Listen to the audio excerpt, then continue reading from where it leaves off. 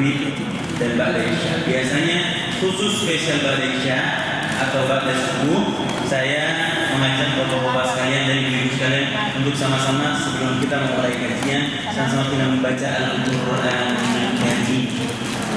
Mobil khusus karena ini malam hari, kita malam pertama bulan Dzulhijjah, bulan yang spesial sekali. Insya Allah memudahkan rezeki bapak sekalian, ibu sekalian untuk bisa berkorban sama-sama sebagai wasilah Allah mudahkan rezeki kita semua. Kita sama-sama buka surat Al-Waqi'ah, surat ke-56 dan baca Al-Quran.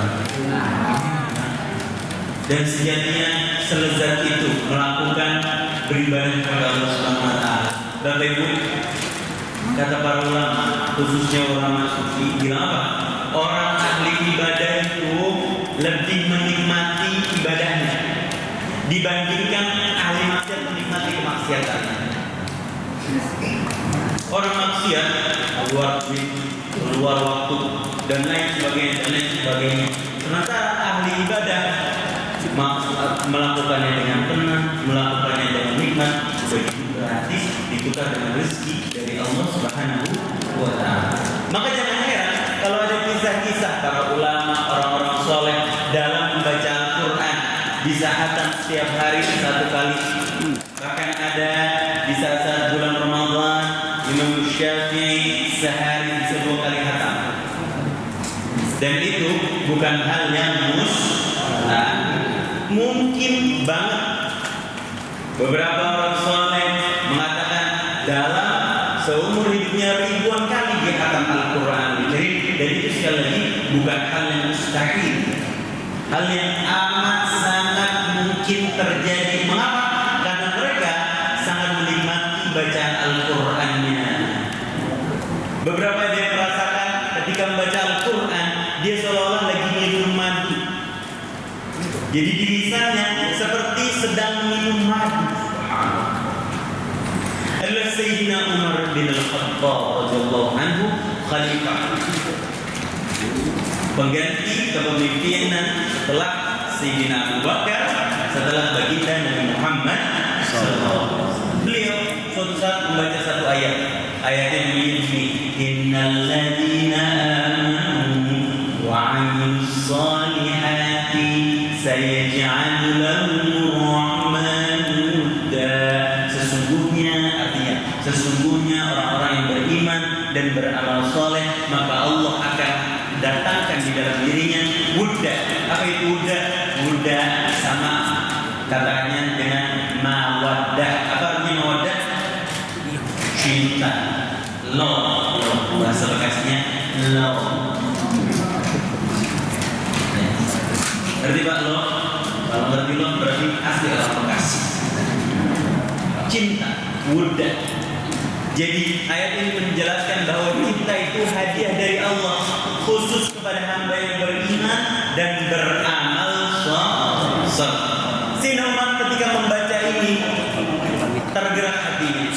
Dia ulang lagi ayatnya dari awal. Innal ladzina amanu wa 'amilus shalihati sayaj'alu lahumur rahmanu wudda.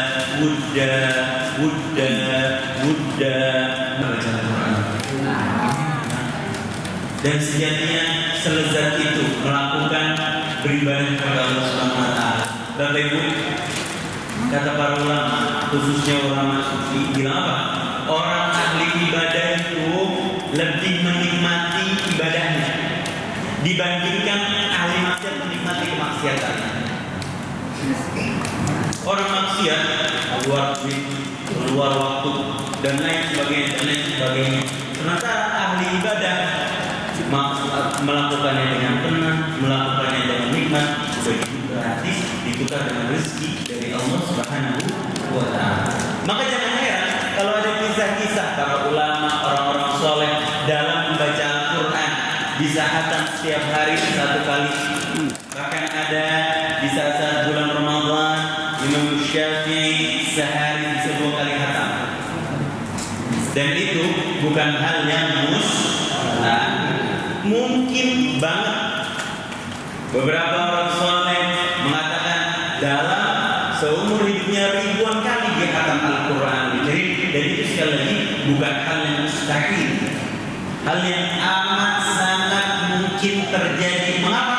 Karena mereka sangat menikmati bacaan Al-Qurannya. Beberapa dia merasakan ketika membaca Al-Quran, dia seolah-olah lagi minum madu.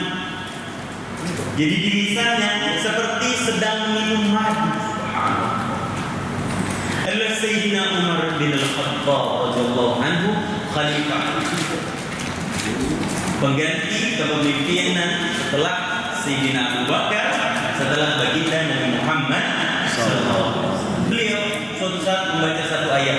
Ayatnya bunyi, Innal ladzina amanu wa 'amilus solihati sayaj'alu lahumur rahmanu wudda. Sesungguhnya orang-orang yang beriman dan beramal soleh, maka Allah akan datangkan di dalam dirinya wudda. Apa itu wudda? Wudda sama katanya dengan mawaddah. Apa artinya mawaddah? Cinta, love, bahasa Bekasinya love. Ngerti Pak love? Kalau ngerti love berarti asli orang Bekasi. Cinta, wudda. Jadi ayat ini menjelaskan bahwa cinta itu hadiah dari Allah khusus kepada hamba yang beriman dan beramal saleh. Sayyidina Umar ketika membaca ini tergerak hatinya. Dia ulang lagi ayatnya dari awal. Innal ladzina amanu wa 'amilus solihati sayaj'alu lahumur rahmanu wudda wudda wudda wudda wudda. Bapak-bapak, ibu sekalian, kenikmatan dalam membaca Al-Quran, kenikmatan dalam beribadah kepada Allah Subhanahu wa Ta'ala adalah Allah antarkan bapak-bapak sekalian ke masjid ini, sama-sama sholat isya berjamaah di masjid. Yang mana kalau di dalam riwayat Muslim, barang siapa yang sholat isya berjamaah di masjid dapat pahala sholat setengah malam. Kalau bapak-bapak besok sholat subuh berjamaah di masjid, dapat pahala sholat setengah malam berikutnya. Jadi kalau sholat isya berjamaah dan sholat subuh berjamaah, dapat pahala sholat semalam suntuk. Adalah bapak-bapak diantarkan untuk sholat isya berjamaah di masjid. Ibu-ibu diantarkan untuk ikut pengajian, beriktikaf, berdiam diri di masjid. Adalah tiap detiknya dihitung pahala oleh Allah Subhanahu wa Ta'ala. Semua nikmat-nikmat ini, yakni maksud saya kenikmatan beribadah kepada Allah Subhanahu wa Ta'ala, adalah nikmat yang tidak Allah berikan kepada sembarang hamba. Nikmat seperti ini tidak Allah Subhanahu wa Ta'ala berikan kecuali hamba-hamba yang dicintai oleh Allah Subhanahu wa Ta'ala. Dan mudah-mudahan kita masuk ke dalam golongan itu. Amin ya rabbal alamin. Nikmat seperti ini hanya Allah Subhanahu wa Ta'ala berikan kepada hamba-hamba yang ingin diangkat derajatnya oleh Allah Subhanahu wa Ta'ala. Dan terakhir, nikmat seperti ini adalah salah satu wasilah, bahasa kitanya salah satu tiket buat kita. Insya Allah kalau tiketnya dirawat, dijaga dengan baik, bahkan diawetkan betul-betul, ini menjadi wasilah kita, menjadi tiket kita untuk bisa berkumpul di bawah naungan yang sama bersama baginda Nabi Muhammad SAW, di bawah panji la ilaha illallah di pada mahsyar nanti. Karena nanti ada masanya semua orang kocar-kacir ketakutan, semua orang kebingungan, semua orang bingung dengan urusannya masing-masing. Digambarkan dalam surat Abasa, yauma yafirrul mar'u min akhi, saat seseorang kabur dari saudaranya, wa ummihi wa abihi, ibu bapaknya ditinggalkan, wa sahibatihi wa bani, pasangannya bahkan anaknya yang dilahirkan dengan mempermalukan nyawa, bapak-bapak besarkan dengan sekuat tenaga. Dia bisa jalan, kita senang. Dia bisa ngomong, bahagia. Dia berprestasi, kita banggakan di hadapan sanak saudara kita. Nanti anak akan ditinggalkan bukan karena jahat, saking takutnya manusia terhadap perhitungannya Allah Subhanahu. Di saat-saat yang sangat menakutkan tersebut, ada ternyata orang-orang yang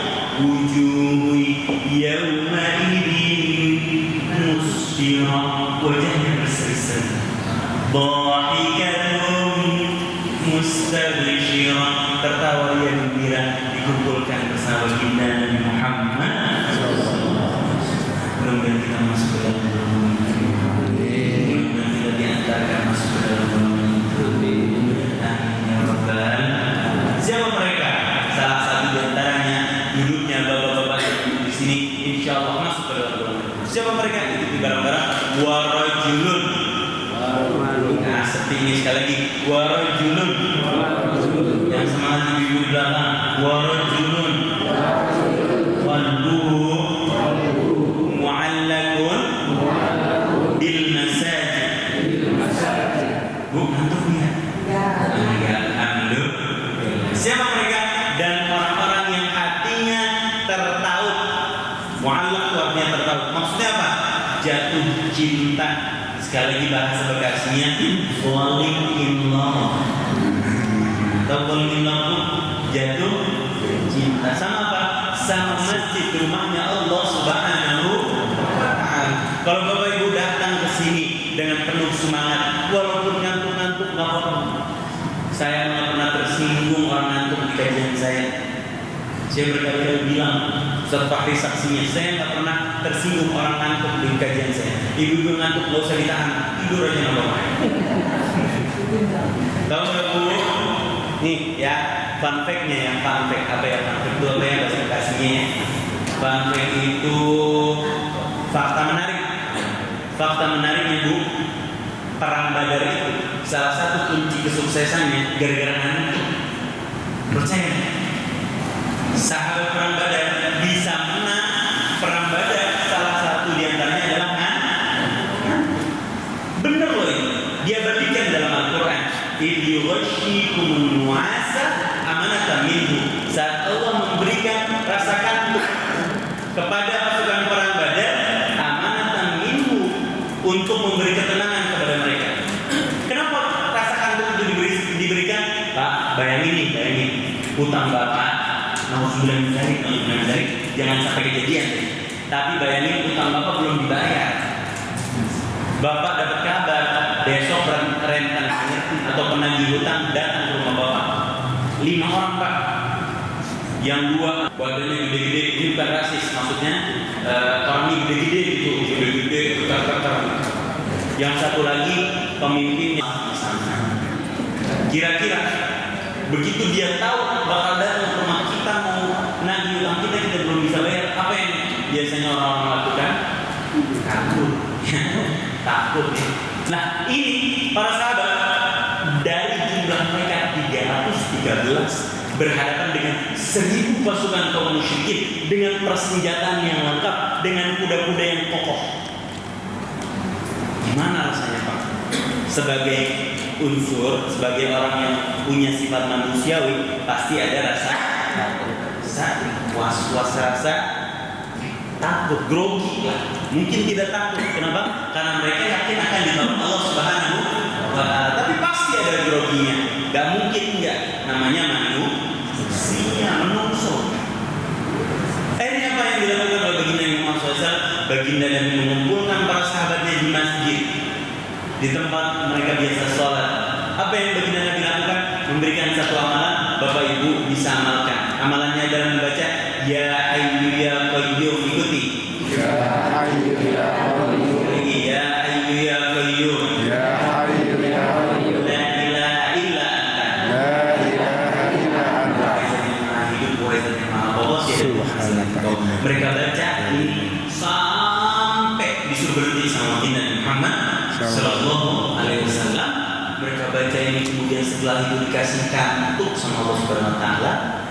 Kemudian ketika bangun tidur, mereka bangun dalam keadaan luar biasa segar, luar biasa siap menghadapi musuh Allah Subhanahu wa ta'ala.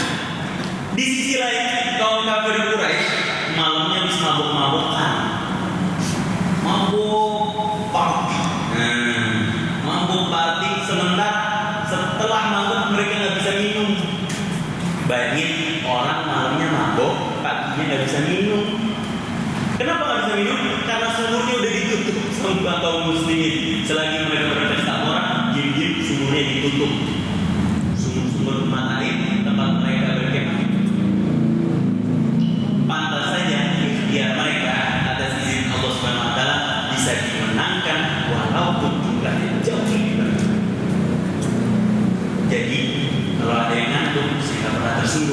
siapa tahu besoknya mau ikut perang Badar. Ibu ya. Atau kalau besok nggak ada perang Badar, kita kirim ke Selat Hormuz. Kita store ternyata. Setuju Pak? Yang nanti kita kirim ke Selat Hormuz Pak, biar harga minyak segera turunnya. Berikut harga dolarnya ya. Yang ngantuk-ngantuk kita kirim ke Selat Hormuz. Sallallahu Nabi Muhammad sallallahu alaihi wasallam. Bapak Ibu yang dirahmati Allah Subhanahu wa taala, amalan tadi bisa diamalkan. Ya Hayyu ya Qayyum la ilaha illa. Baca sebelum subuh, boleh antara azan dan iqamah, boleh sebelum azan subuh, baca 40 kali sehari, maka hatinya akan dihidupkan oleh Allah Subhanahu wa taala. Hati yang hidup, bagaimana ciri-cirinya? Hati yang hidup itu bisa bedain mana yang benar, mana yang salah, mana yang harus dilakukan, mana yang harus ditinggalkan. Hidupnya aja. Beda sama orang-orang yang jauh dari Al-Qur'anul Karim. Hatinya tuh mudabdab. Mudabdabina baina dzalika ila ula wa la ilaha ula. Hatinya tuh enggak punya ketetapan, ragu-ragu mulu, enggak punya pendirian karena dia jauh dari Al-Qur'anul Karim.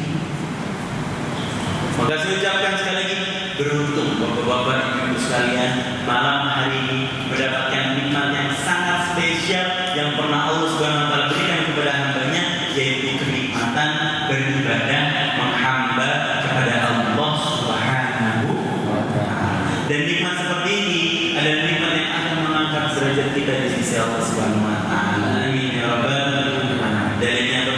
Dalilnya ada di dalam surat Ali Imran surah apa? Ali Imran. Surat keberapa Pak? Surat ke-3 dalam Al-Quran. Allah Subhanahu wa taala berfirman, "A'udzu billahi minasyaitonir rajim. Wa la tahinu wa la tahzanu wa antumul a'launa in kuntum." Salam. Yang kanan in kuntum sedikit, ibu jawab sedikit, saya jawab sedikit. Salah. Ini yang benar saya kasih hadiah nih. Mau dia bu, pas pulang bu Indonesia. Berapa? Abu-abunya mana yang ibu kasih? Udah yang abu-abu, yang puncel ya, yang udah bawa tangan tukang parkir. Masya Allah. Saya mau cerita dikit boleh sebelum kita lanjutin kuisnya ya. Dulu zaman sahabat baginda Muhammad SAW, ada seorang sahabat yang waktu sakaratul maut dia ngigau. Apa ngigaunya kata dia? Anda yang baru, Anda yang baru. Kemudian dia bersyahadat dan nyawanya dicabut oleh Allah SWT dan keadaan tenang luar biasa. Orang-orang sekitarnya heran, kenapa dia tadi sebelum syahadat ngigau? Kenapa tadi sempat ngigau?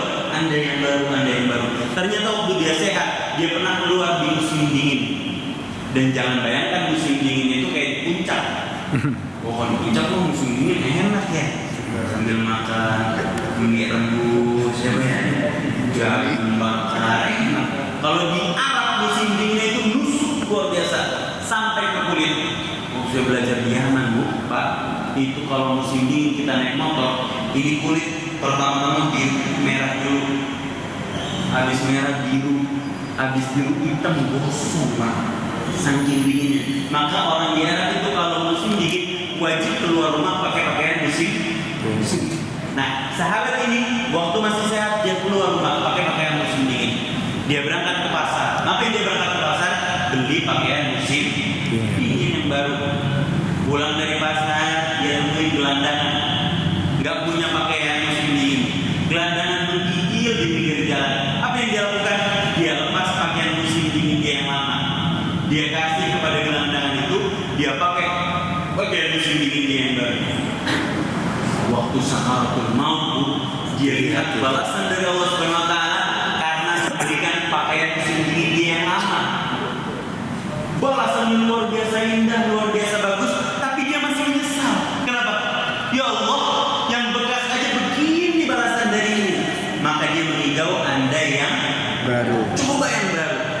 pasti lebih besar lagi pahala dari Allah Subhanahu wa Ta'ala. Nah, ibu-ibu, kalau ada kotak amal di kantong kita ada yang merah, biru, abu-abu, jangan sampai nanti waktu salat mautnya. Kata ibu, anda yang merah, ya dari luar. Alhamdulillah ini. Lanjut kuis. Wala tahinu wala tahzanu wa antumul a'launa. Jangan cek Google.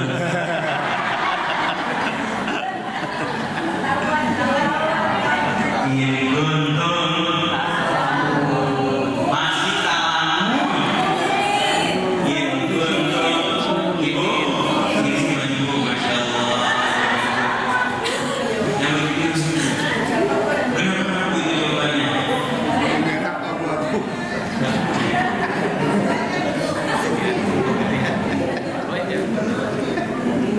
Ibu ini aja dulu. Pokoknya itu bagus pak.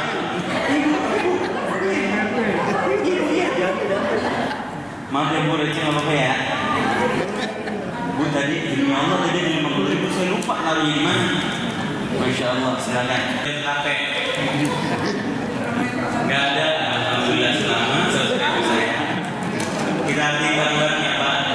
Wala tahinu ahaninu. Kita serap dalam bahasa Indonesia artinya terhina.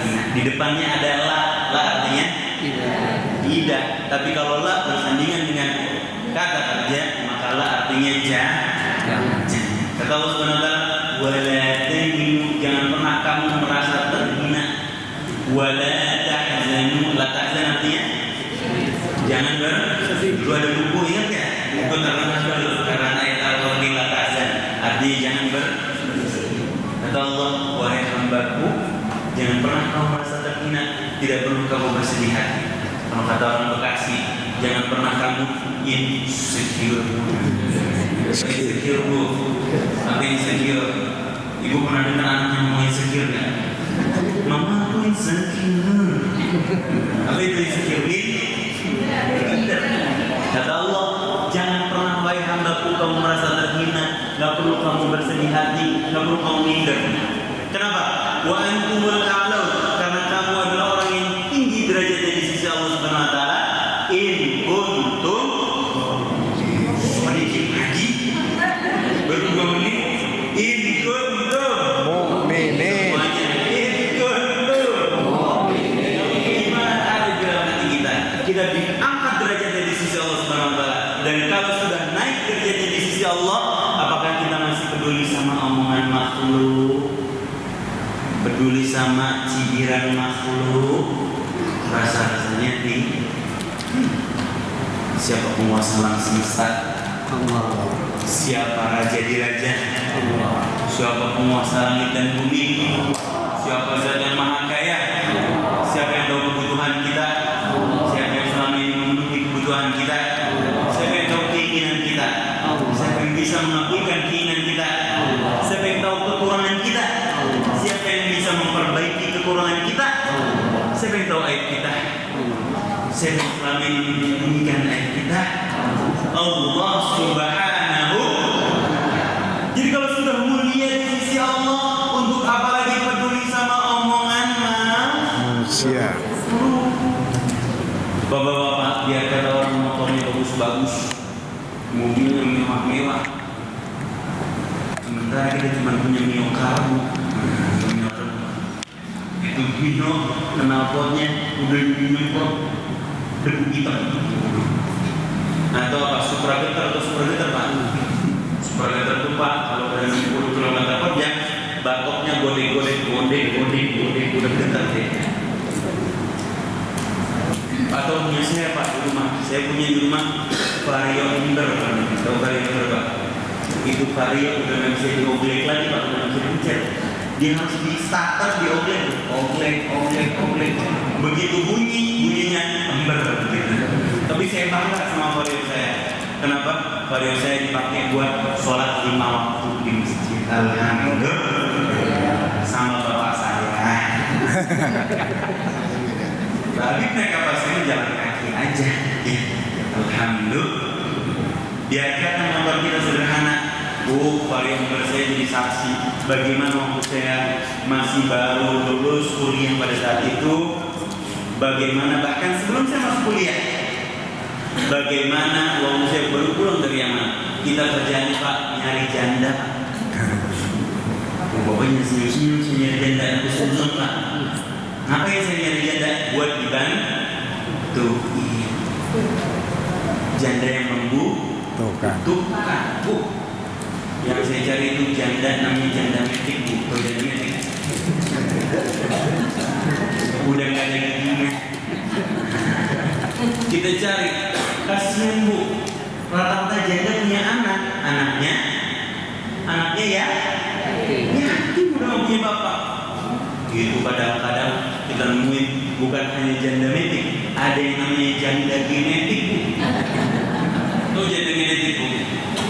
Neneknya janda, punya anak janda, punya cucu baru nikah udah dicerai janda. Jadi serumah janda semua. Punya anak lagi kecil-kecil. Itu namanya janda genetik. Kita kumpulin dulu. Ada 1.500 list janda dipegang sama teman saya. Buat apa? Kalau dapat rezeki, kalau kita dapat rezeki, kita belum punya uang, belum. Waktu itu belum punya uang yang banyak. Waktu itu gajinya masih UMR masih 4,5 juta, dengan 5 juta malah 3,5 juta kalau saya nggak salah. Kita belum punya uang, tapi tiap kita dapat rezeki 10%, 5% kita sisihin. Dulu harga beras masih 450.000. Sekarang harga beras sudah berapa ya? 450.000, 50 kilo dapat Bu. Sekarang udah hampir 1 juta ya. Harga beras 50 kilo. Allah, inna lillahi wa inna ilaihi raji'un. Baru 4-5 tahun yang lalu. Kita kumpulin itu 1.500. Teman saya yang kaya-kaya siapa lagi? Teman saya yang kerja di BUMN. Saya ini jelek-jelek ini lulusan UI. Alhamdulillah. Ya, teman saya yang jadi dokter, yang kerja di BUMN, yang buka usaha, saya balik-balik di sini. Kita punya list janda 1.500. Ambil kita beli beras. Berarti saya bawa pakai vario umber itu dulu.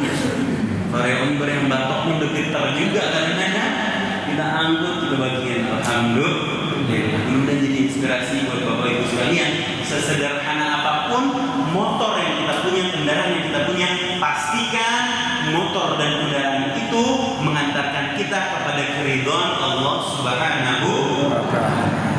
Ibu-ibu, dia kata orang tasnya mahal-mahal, apa tuh? Louis Vuitton. Apalagi Bu? Givenchy. Apalagi Bu? Chanel. Tahu aja Bu orang kasih. Hermes, ibu ya. Lalu apa itu yang depannya tasnya baca bahasa apa? Hermes. Hermes. Nih ibu jangan ketahuan orang kasih Bu. Bacanya bukan Hermes, bacanya Hermes. Gucci, ibu ya. Gentong sekalipun. Sekalipun tas orang mahal puluhan bahkan ratusan juta. Sementara kita cuma punya apa? Tote bag Indomaret. Ya. Itu juga belinya 4-4 ribu rupiah. Atau tas-tas sederhana yang kita beli di pasar kaget, kita beli di pusat grosir. Ya, tiap minggu ada aja masalahnya. Minggu pertama talinya putus, ibu ya. Minggu kedua settingnya rusak. Minggu ketiga kancingnya copot. Ada aja. Tapi tas kita yang sederhana, biar kata tote bag, kita pakai buat datang ke pengajian. Ada pengajian di mana kita butuh, kita datang. Di dalam tasnya ada mukena, ibu-ibu bisa sholat dengan nyaman tanpa harus sholat dengan mukena yang bau kaki, betul Bu? Insya Allah masih baik rahman mukena yang gak bau kaki Bu. Di laundry tiap hari atau tiap minggu? Tiap bulan, bau kaki fixnya. Di dalam tas kita ada mukena, kita bisa sholat dengan nyaman. Di dalam tas kita ada tasbih, kadang-kadang ibu pakai di jari, ibu upload di sosial media dengan hashtag Masya Allah, Tabarakallah. Tas ibu yang sederhana membawa bekal ibu di kehidupan setelah kematian nanti, kehidupan yang panjang luar biasa. Tas ibu ada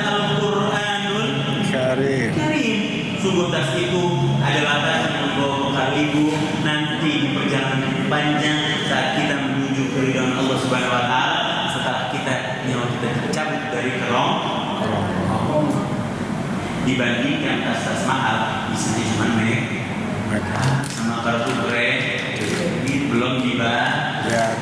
Innalillahi wa inna ilaihi. Ada yang tasnya Hermes di sini.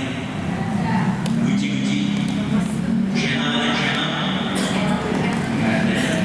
Alhamdulillah. Ibu ada yang tasnya bawa Quran. Udah bukan channel ke bawa Quran. Innalillahi wa inna ilaihi. Udah bukan kunci ke bawa Quran. Oh di HP Pak ada Pak? Ada. Alhamdulillah. Di HP-nya ada Quran benar Bu? Ada WhatsApp-nya Bu? Ada YouTube-nya Bu? Banyakan buka WhatsApp apa buka Quran-nya Bu? Banyakan buka WhatsApp apa buka YouTube? Jangan-jangan bapak-bapak juga nih. Bapak-bapak kebanyakan nonton Rocky Gerung banyak. Kalau nonton Rocky Gerung waduh sampai orang-orang sekitarnya nggak bisa tidur. Alhamdulillah ini. Bu, coba bayangin Bu ya. Ibu mau WhatsApp orang itu nggak balas sehari, apa yang Ibu rasakan? Sedih. Suami Ibu nggak balas WhatsApp Ibu 2 hari, apa yang Ibu rasakan? 3 hari, 3 minggu. Diselamatin. Kawin lagi. Bapak-bapak juga kalau punya karyawan, kalau punya bawahan, kalau punya tim, WhatsApp-nya nggak dibalas, apa yang bapak-bapak lakukan? Salah, benar? Ini bayangkan pesan dari Allah kepada diri kita berbentuk 114 surat. Semua 114 surat itu isinya surat cinta buat kita. Biar kita benar jalani hidup, biar kita sampai ke keridhaan Allah, biar kita terhindar dari ujian, biar kita terhindar dari fitnah. Dirangkum dalam satu kitab Al-Qur'anul Karim. Lah, ini jangankan dibalas, di-read aja enggak. Dibaca aja tidak. Na'udzubillahi min. Kata Syekh Mutawalli Asy-Sya'rawi, kegalauan hidup manusia berbanding lurus dengan debu yang ada di atas mushafnya. Maksudnya apa? Makin ditinggalin mushafnya, makin galau, makin banyak permasalahan hidupnya. Bagaimana tidak? Kata Allah Subhanahu wa taala, "A'udzu billahi minasyaitonir rajim. Wa man ya'shu 'an dzikrir rahman nuqayyid lahu syaitanan fa huwa lahu qarin." Barang siapa yang berpaling daripada dzikrur rahman. Dzikrur rahman itu nama lain daripada Al-Qur'anul Karim. Maka nuqayyid lahu syaitanan, kami akan biarkan setan menguasai dirinya. Setan menjadi qaid. Apa qaid? Mati bukan, bahasa Arab ini. Bahasa Bekasi. Qaid artinya pemimpin. Nah, maksudnya apa? Nuqayyid lahu syaitanan. Bu, setan akan menguasai dirinya. Fa huwa lahu qarin, dan setan akan menjadi qarin bagi orang ini. Qarin artinya apa, Bu? Qarin artinya best friend. Apa? Best friend forever. Teman sejati.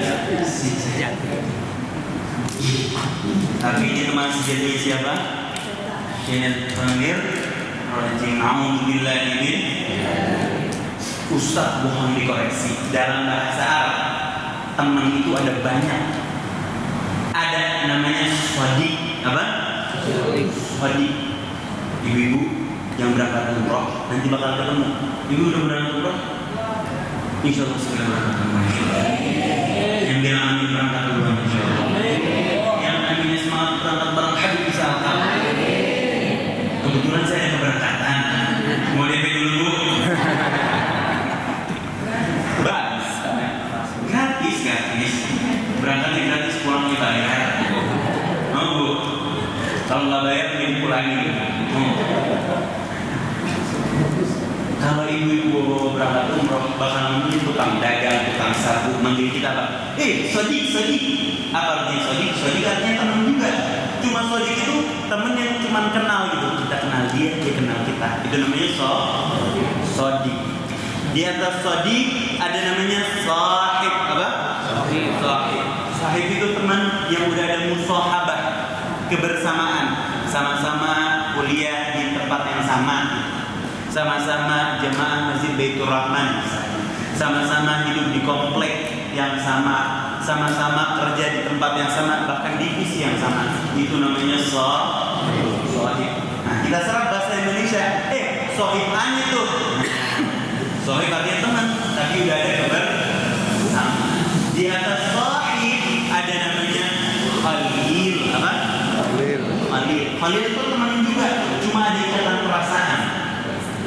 Kita ada sayang sama dia, dia juga sayang sama kita. Kalau dia sedih, kita ikut sedih. Kalau dia senang, kita ikut senang. Itu teman namanya. Beda dengan orang yang pura-pura jadi teman. Kalau dia sedih, kita sumpahin.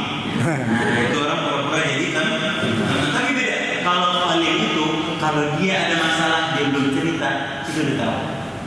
Itu namanya khalil, teman yang udah ada ikatan perasaan. Di atas khalil ada yang lebih tinggi lagi, namanya qarib. Apa itu qarib? Best friend forever, bestie. Tapi kalau di dalam ayat ini bestinya siapa? Syaitanir rajim. Gimana bisa jadi bestinya setan? Karena dia meninggalkan Al-Qur'anul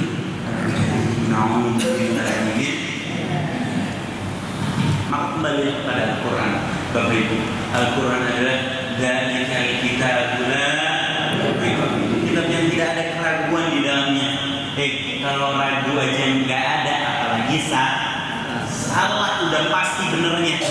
Hudan lil muttaqin, petunjuk bagi hamba Allah yang bertakwa.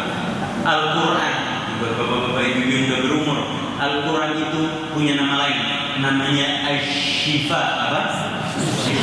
Apa artinya Syifa? Obat. Salah, Al-Syifa bukan obat. Kalau obat ada efek samping. Ibu-ibu kalau minum obat flu, efek sampingnya apa? Ngantuk. Ini banyak minum obat flu ini. Kalau minum obat pusing, efek sampingnya kadang-kadang mual. Ya, obat ada efek sampingnya. Sementara Asy-Syifa penyembuh tanpa efek samping. Al-Quran itu Allah nyatakan wa nunazzilu minal Qur'ani ma huwa syifaa'un wa rahmatul lil mu'minin. Dan kami turunkan Al-Quran menjadi syifa atau penyembuh wa rahmah, dan itu kasih sayang Allah bagi hambanya yang beriman. Jadi kalau kita mau dapat kasih sayang Allah, dekat Quran, karena Al-Quran adalah bentuk kasih sayang. Kita mau disembuhkan dari berbagai macam penyakit, Al-Quran menjadi syifa bagi penyakit diri kita, terutama dampak buruk dari kemaksiatan yang kita lakukan. Apa aja? Maksiat itu banyak dampak buruknya. Misalnya ghibah. Dampak buruk dari ghibah apa? Sombong. Gimana bisa ghibah jadi sombong? Orang ghibah itu dia lagi ngomongin apa? Aib orang lain. Ghibah itu enak kalau jujur. Enak kan? Kenapa ghibah bisa jadi enak? Karena dia lagi ngomongin aib yang dia rasa nggak ada pada dirinya. Ketika dia ngomongin aib orang lain, dia merasa lebih baik daripada orang lain, padahal dia lagi memasukkan kesombongan di dalam hatinya, dan itu sifatnya siapa? Iblis, bukan setan. Iblis waktu disuruh sama siapa? Apa iblis? Qala ana khairun minhu, aku lebih baik darinya.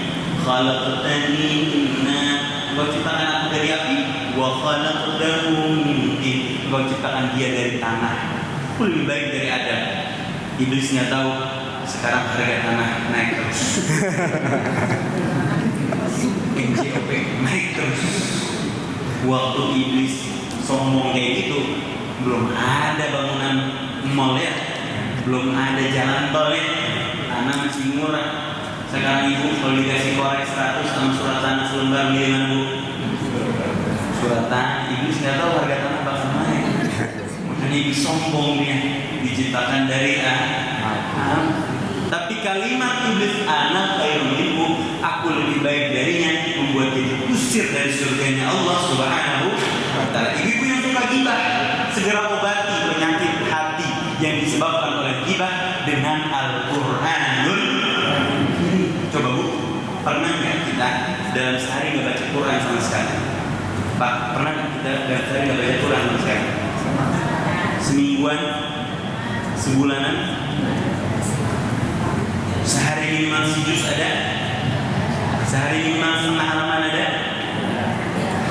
2 halaman deh, 1 juz 1 halaman deh. Lihat covernya deh.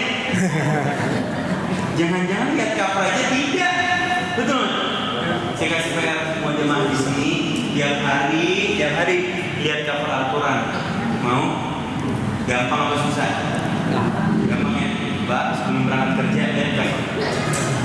Bagus banget ini Al-Qurannya, luar biasa. Taruh berangkat kerja Pak. Pulang kerja lagi, ibu pulang dari pasar, pulang dari belanja, ambil Quran lagi lihat nih. Bagus banget ini Quran. Bersihin debunya, taruh. Susah apa gampang bu? Gampangnya. Besok bangun tidur gitu lagi. Sebelum masak, sebelum bersih-bersih lihat Al-Qurannya. Indah banget Al-Qurannya. Taruh, lakuin kegiatan. Susah apa gampang bu? Gampang. Hari ketiga lihat lagi. Siapa tahu Al-Qurannya dibuka. Dah, kalau masih belum dibuka juga lihatnya sambil doa. Ya Allah, ampunilah dosaku, dosa yang menghalangiku untuk membaca ayat-ayat. Karena siapa tahu bukan kita yang nggak mau baca Quran, siapa tahu Al-Quran nggak mau dibaca sama kita. Kok bisa? Bisa karena mata kita kerap kali melihat yang apa yang penglihatan yang haram, memandang orang lain dengan pandangan merendahkan, itu haram. Karena lisan kita kerap kali mengucapkan yang haram. Apa itu? Membicarakan aib orang lain, bergibah. Meskipun pembukaannya bu, bukannya ini misalnya, bukannya mau gibah ya. Bukannya mau ngomongin orang ya. Habis itu 2 jam, 1 jam setengah, 2 jam 3 jam podcast ngomongin orang. Inna lillahi wa inna ilaihi. Hati-hati dengan dosa-dosa akan berdampak kepada penyakit hati kita.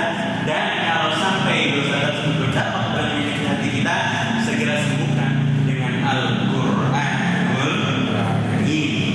Dekati diri dengan Al-Quran, insya Allah turun rahmat, Allah perbaiki keadaan kita, Allah mudahkan rezeki kita, insya Allah. Amin ya rabbal alamin. Tidak terasa sudah 1 jam. Terakhir sebelum saya turun, saya mau kasih apresiasi buat BWA, Badan Wakaf Al-Quran, sudah menjadi penyebab saya bisa silaturahmi sama Bapak Ibu sekalian. Jadi sudah disampaikan oleh Pak Budiono bahwa saya kesini hubungi sama BWA 2 minggu lalu. BWA ngechat saya sebulan lalu di Ayo Safari Dakwah. Buat apa? Ya kita mau kirim Al-Quran ke daerah bencana, daerah Sumatera Utara dan daerah Sumatera Barat, buat mereka bisa kembali punya Al-Quran. Saya sendiri pernah bu, Pak, ke daerah Aceh kami yang pada saya itu ada 5 kampung yang saya datangi, dan subhanallah 5-5-nya bangunan yang selamat adalah masjid. Bayangkan, ada satu daerah namanya Sekumur, kita ke sana, bangunan di sekitarnya hancur dengan kayu tertiban oleh kayu-kayu gelonggongan. Tapi masjidnya luar biasa, berdiri dengan kokoh, dibersihkan oleh masyarakat, bahkan kacanya aja nggak pecah. Begitu pula di daerah Rantau Bintang, semua kacanya masih bersih, masjidnya dijadiin posko. Ada sih satu kaca yang rusak, satu kaca kita bilang ini kaca ini nyumbangnya waktu itu nggak ikhlas. Nanti tinggal diganti dengan ikhlas, insya Allah kokoh kembali. Dan sampai pada suatu sore nanti bisa dengan suaranya. Setelah ini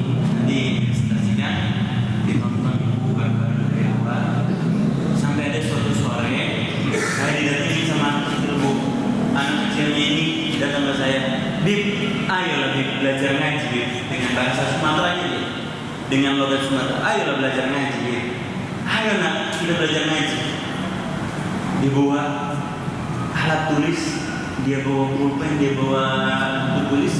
Kemudian saya tanya, Qurannya mana? Quran kami hanya di. Dan saya saksikan, kan kita ada momen baca Quran bareng-bareng. Itu suara mereka jauh lebih bagus daripada suara saya. Nah, saya ajak baca Waqiah juga, suara mereka jauh lebih bagus. Dan mereka mau melanjutkan bacaan Quran mereka, tapi Qurannya hanya terbawa arus sungai. Maka waktu BWM hubungi saya, ayo Safari Dakwah kita kumpulkan wakaf Al-Quran, gas kata saya. Mudah-mudahan jadi wasilah hidayah buat banyak orang mau menyumbangkan Al-Quran ke daerah bencana. Insya Allah Bapak Ibu, kalau ada peluang rezeki, niatin. Insya Allah saya mau wakaf Al-Quran. Kalau belum ada, doa sama Allah, ya Allah, saya mau wakaf Quran, ya Allah, pengen wakaf 100 biji misalnya. Apa-apa, niatin dulu. Kalau belum ada, nanti rezekinya dibukain sama Allah Subhanahu Wa Taala. Berapa 100 biji saja? 19 juta. Mending di Farino ya. Canda. Ibu-ibu kalau punya kemampuan untuk sumbang 15 juta, berarti rezekinya jauh dari 15 juta. Mungkin 1,5 miliar duitnya ya. Mungkin barangkali 150 juta 10% buat Allah Subhanahu Wa Taala, atau berapapun yang Bapak Ibu punya, asal niatkan karena Allah Subhanahu Wa Taala. Apa lalu dikeluarkan nanti, Ustaz mohon dipresentasikan mulai dari videonya Israel, kemudian programnya apa saja, kasih tahu kepada para jamaah. Silahkan ibu-ibu, bapak-bapak disimak dulu, dengerin aja dulu. Kalau nggak mampu sekarang nyumbangnya, simpan aja nomor Ustaz Fahri, simpan nomor bapak. Nanti kalau nggak bisa tidur, telepon Ustaz Fahri.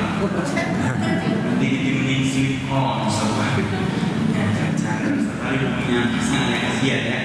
Bapak Ibu sekalian, maksud saya apa isi nomor? Kalau sekarang nggak punya peluang rezeki, nanti suatu saat kalau ada peluang rezeki langsung bisa nyumbang, langsung tepat waktu, tepat sasaran, nyumbangnya langsung ke daerah bencana, dan Bapak Ibu bisa dapat pahala baca Quran.